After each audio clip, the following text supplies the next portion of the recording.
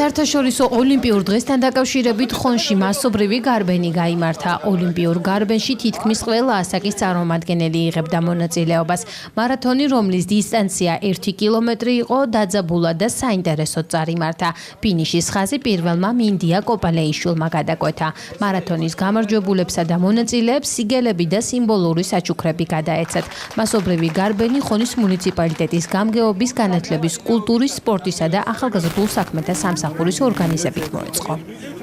ძალიან მნიშვნელოვანია, იმიტომ რომ ჯერ ეს ერთი სპორტი ყოველთვის ავიცი ჯანსაღი ცხოვრებაა და ძალიან საუკეთესო, რაც უფრო მეტი ადამიანი მიიღებს მონაწილეობას, მით უფრო საუკეთესო იქნება ჩვენი ქვეყნისთვის, თქმა უნდა. ძალიან მნიშვნელოვანი არის ულოცავ ყველა სამ შესანიშნავ დღეს, ეს არის ბავშვებისთვისაც და მოზარდებისთვისაც და ყველასთვის კარგი უნდა იყოს ჯანმრთელობისთვისაც და არ ვიცი მე მგონი ძალიან კარგი უნდა იყოს, ჩემთვის და ძალიან მნიშვნელოვანი არის სულ მივიღებ აი ასეთ ღონისძიებებში მონაწილეობას. ხონში მოეწყო მასობრივი ძლეოსნური გარბენი, სადაც სტარტი გურამიშვილის ქუჩიდან აიღეს 11 საათზე. მაშინ მონაწილეობა მიიღო 100-მდე მონაწილემ, გამოვლინდა გამარჯვებული, რომელიც დავაჯილდოეთ შესაბამისად პირველი, მეორე, მესამე ადგილით, ფასიანი საჩუქრით და თასებით.